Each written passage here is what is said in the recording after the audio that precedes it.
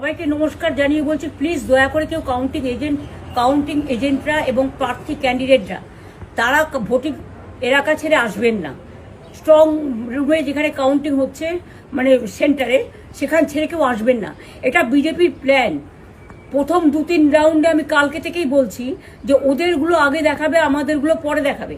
এবং অনেক জায়গায় 2-3 রাউন্ড কাউন্টিং করার পরে প্রায় 100টা জায়গায় কাউন্টিং বন্ধ করে রেখে দিয়েছে।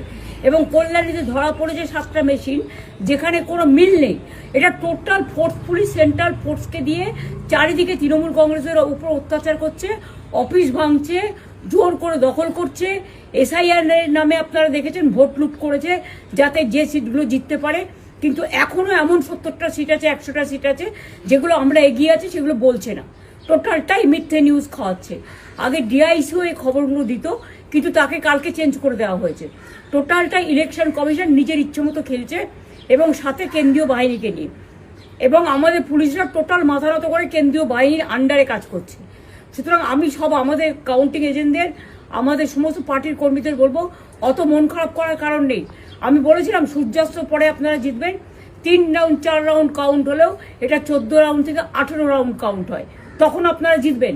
Wait and see, watch.